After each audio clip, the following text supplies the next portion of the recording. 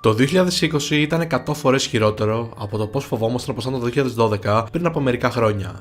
Έχει καταλήξει να είναι meme το πόσο άσχημα είναι τα πράγματα σε αυτό το σημείο.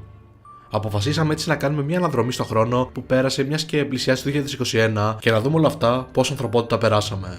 Τώρα ελπίζουμε το YouTube να μην μας κατεβάσει το βίντεο, μιας και ορισμένα από τα θέματα για τα οποία θα μιλήσουμε ίσως να είναι κάπως ευαίσθητα.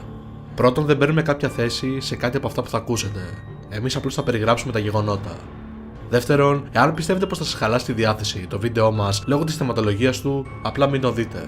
Είναι το πιο χαζό πράγμα που μπορεί να κάνει κανείς, το να δει κάτι που ξέρει από τον τίτλο του βίντεο και μόνο ότι θα τον κάνει να νιώσει δυσφορία και μετά απλά να καταλήγει να γκρινιάζει στα σχόλια. Είναι απλά χαζό, σαν να πυροβολάς το πόδι σου από μόνο σου και να κάνεις μήνυση στην εταιρεία που έφτιαξε τις σφαίρες. Τρίτον, το βίντεό μας μπορεί να το δουν παιδιά και να σοκαριστούν. Ναι, και γι' αυτό τα βίντεό μας δεν προορίζονται για παιδιά. Μάλιστα, κάθε φορά που ανεβάζουμε βίντεο πρέπει να επιλέξουμε αν το βίντεο όμως προορίζεται αποκλειστικά για παιδιά ή όχι, για να μην υπάρχουν τέτοια προβλήματα. Μπορείτε να λύσετε αυτό το πρόβλημα στις ρυθμίσεις του YouTube ή με το να προσέχετε τι βλέπει το παιδί σας στο ίντερνετ γενικότερα. Ξέρετε, δεν είμαστε το χειρότερο πράγμα που μπορεί κανείς να βρει στο ίντερνετ. Και λέγοντας αυτά τα λίγα, σήμερα θα δούμε τα 6 χειρότερα πράγματα που έγιναν το 2020. Σίγουρα δεν θα μπορέσουμε να τα καλύψουμε όλα, ελπίζουμε να το καταλαβαίνετε αυτό. Πάρτε θέση και ετοιμαστείτε για το ταξίδι σας στο άγνωστο.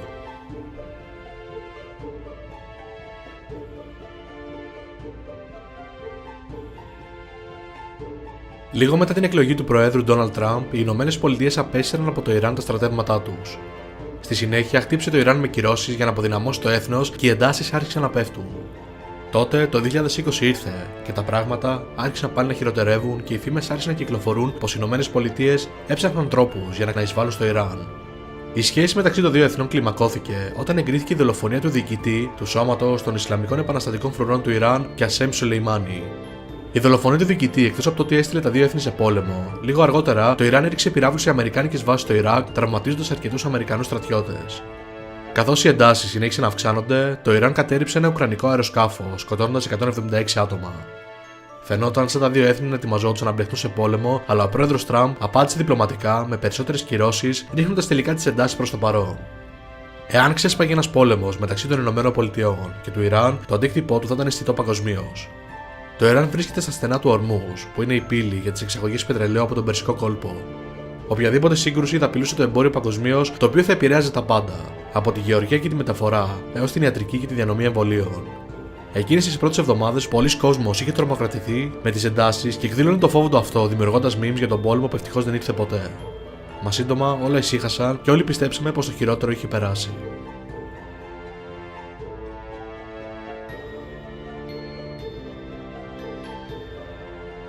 Εκατοντάδες δισεκατομμύρια ακρίδες έπληξαν τμήματα της Ανατολικής Αφρικής και της Νότιας Ασίας στη χειρότερη τέτοια επιδημία του τελευταίου αιώνα, απειλώντας την προμήθεια τροφίμων δεκάδων εκατομμυρίων. Ο Οργανισμός Τροφίμων και Γεωργίας είπε ότι οι ακρίδες θα μπορούσαν να επηρεάσουν την επισιτιστική ασφάλεια 25 εκατομμυρίων ανθρώπων. Σμήνοι σε μέγεθος πόλης από τα φοβερά παράσιτα προκάλεσαν καταστροφή καθώς έπεφταν πάνω σε καλλιέργειες και βοσκότοπους, καταβροχθίζοντας τα πάντα μέσα σε λίγες ώρες. Η κλίμακα της επιδημίας της ακρίδας, η οποία έπληξε 7 χώρες της Ανατολικής Αφρικής, δεν έμοιαζε με τίποτα άλλο που να έχει συμβεί πρόσφατα.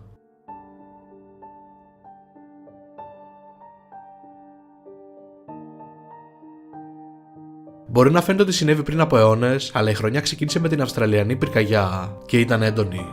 Οι πυρκαγιές ξεκίνησαν τον Ιούνιο του 2019 και συνεχίστηκαν μέχρι και τον Μάιο του 2020, αλλά λόγω της μπύρας σε μορφή γρίπης, ξέρετε τι λέμε, η παγκόσμια ανησυχία που επικρατούσε είχε αλλού το νου της παρά το γεγονός ότι επρόκειται για μία από τις χειρότερες πυρκαγιές που έχουν καταγραφεί ποτέ.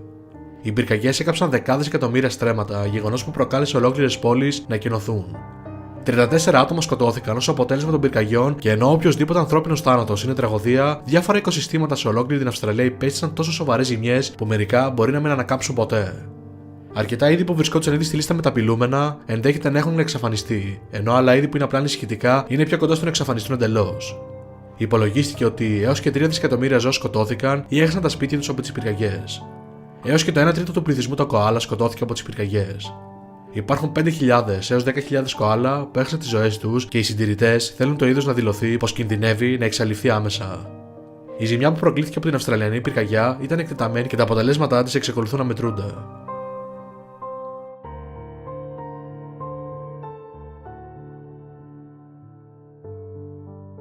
Μια τεράστια έκρηξη σχεδόν κατέστρεψε τη Βηρητό στις 4 Αυγούστου του 2020, επιδεινώνοντας τις συνεχιζόμενες πολιτικές και οικονομικές κρίσεις που έπληταν τη Βηρητό κατά τη διάρκεια του περασμένου έτους.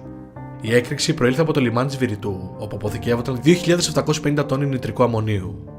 Τουλάχιστον 157 άνθρωποι έχασαν τις ζωές τους, πάνω από 6.000 τραυματίστηκαν και εκατοντάδες χιλιάδες αναγκάστηκαν να αφήσουν τα σπίτια τους.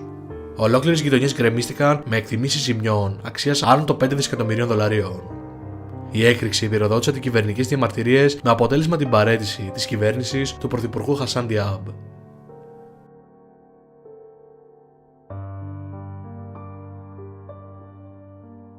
Στις 9 Αυγούστου η Λευκορωσία διεξήγαγε προεδρικές εκλογές, οι οποίες είδαν τον κατεστημένο ηγέτη Αλεξάνδρου Λουκασένκο να διατηρεί τη θέση του για έκτη συνεχή θητεία.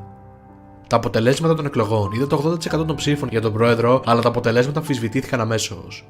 Η υποψήφια της αντιπολίτευσης ισχυρίστηκε ότι εκείνη κέρδισε με το 60 με 70% των ψήφων, γεγονός που οδήγησε την εκστρατεία της να ζητήσει διαπραγματεύσεις για να επιλύσει το ζήτημα μέσω μιας ειρηνικής μετάβασης της εξουσίας. Αυτό δεν συνέβη και κάθε μέλος του Συμβουλίου που δημιούργησε για το σκοπό αυτό συνελήφθη. Οι κατηγορίες για εκλογική απάτη οδήγησαν σε διαμαρτυρίες σε ολόκληρο το έθνος και αρκετές άλλες χώρες αρνήθηκαν να δεχτούν τα αποτελέσματα. Η Ευρωπαϊκή Ένωση επέβαλε κυρώσεις σε αξιωματούχους της Λευκορωσίας που έκρινε υπεύθυνους για βία, καταστολή και εκλογική απάτη. Ο Λουκασένκο διέταξε την αστυνομία να σταματήσει τους διαδηλωτές και ξέσπασαν βία επεισόδια σε ολόκληρο το έθνος. Από το Δεκέμβριο, τα αποτελέσματα των εκλογών παραμένουν αμφισβητούμενα και οι διαμαρτυρίες συνεχίζονται καθώς τα Ηνωμένα Έθνη ζήτησαν τον τερματισμό των συνεχόμενων παραβιάσεων των ανθρωπίνων δικαιωμάτων στη χώρα. Τον τελευταίο μήνα, εκατοντάδες άνθρωποι συνέχισαν να συλλαμβάνονται κάθε εβδομάδα κατά τη διάρκεια των διαδηλώσεων. Σύμφωνα με πληροφορίες, περίπου 1.000 άτομα στις 8 Νοεμβρίου και 700 στις 15 Νοεμβρίου. Ηλικιωμένοι πολίτες έχουν επίσης συλληφθεί κατά τη διάρκεια των ειρηνικών εβδομαδιαίων πορεών. Η ανθρωπότητα στα καλύτερά της.